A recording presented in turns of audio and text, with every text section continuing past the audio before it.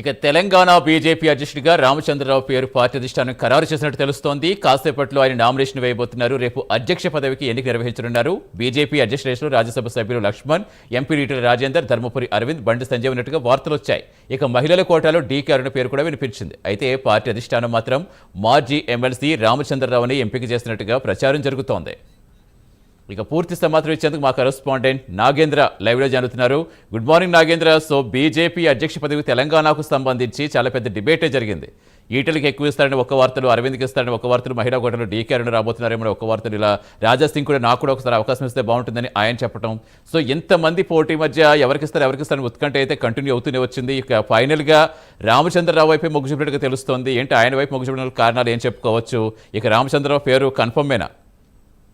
Thank you Satish.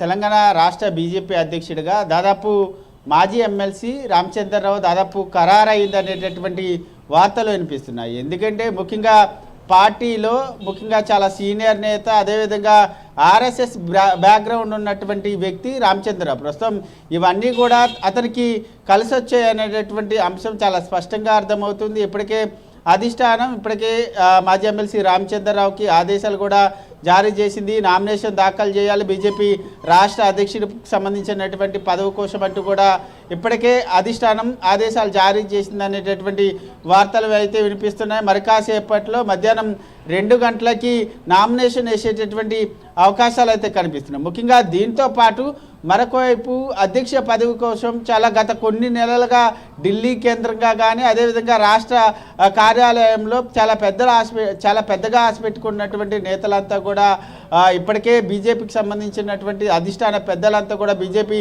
రాష్ట్ర కార్యాలయానికి రావాలంటూ కూడా ఇప్పటికే వారికి ఫోన్లు చేసి పిలవడం జరిగింది. మరి కాసేపట్లో అంటే 11 గంటలకి ధరంపూర్ కానీ, ముఖ్యంగా బీజేపీ అధ్యక్ష పదవిని ఆశించినటువంటి ఎంపీలు, దాంట్లో ప్రధానంగా బీసీ కేటగిరీ నుంచి ఈటెల రాజేందర్ కానీ, అదేవిధంగా ధర్మపూర్ అరవింద్ కానీ, అదేవిధంగా మహిళా కోటాలో డీకే అరుణతో పాటు అదేవిధంగా మరొక ఎమ్మెల్యే అయినటువంటి బీజేపీ ఎమ్మెల్యే అయినటువంటి పాయల్ శంకర్ కానీ, అదేవిధంగా రాజా సింగ్, వీరంతా కూడా అధ్యక్ష పదవిని ఆశించారు. వీరందరికీ కూడా అధిష్టానం ఫోన్లు చేయడం జరిగింది. వీరంతా కూడా మరి కాసేపట్లో బీజేపీ రాష్ట్ర కార్యాలయానికి రావాలంటూ కూడా ఇప్పటికే ఆదేశాలు జారీ చేయడం జరిగింది. మరి కాసేపట్లో వీరంతా కూడా వచ్చేటటువంటి అవకాశం కూడా కనిపిస్తుంది. మరొకవైపు సింగిల్ ఎజెండాతోనే అధిష్టానం నిర్ణయం తీసుకుంటుంది. దాంట్లో భాగంగానే ఎమ్మెల్సీ రామచంద్రరావుకి అధ్యక్ష పదవిని కట్టబెట్టేందుకు సిద్ధమైంది. మరి కాసేపట్లో ఆయన నామినేషన్ దాఖలు చేసిన తర్వాత దీనిపైన ఒక క్లారిటీ వచ్చేటటువంటి అవకాశం కనిపిస్తుంది. మరొకవైపు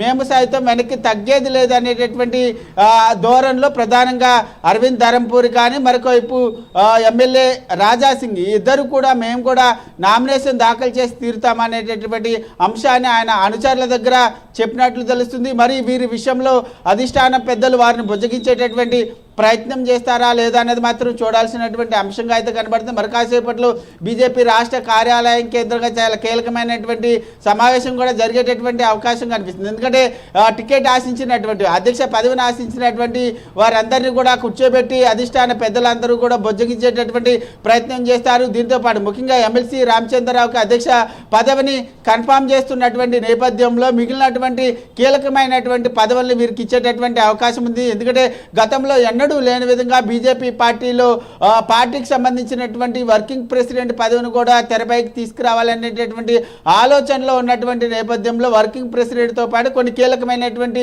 పదవులను కూడా తీసుకొచ్చేటటువంటి అవకాశం ఉంది. ఎవరైతే ఆశించి భంగపడ్డారో వారికి ఆ పదవులను ఇవ్వాలనేటటువంటి ఆలోచనలో అధిష్టానం ఉంది.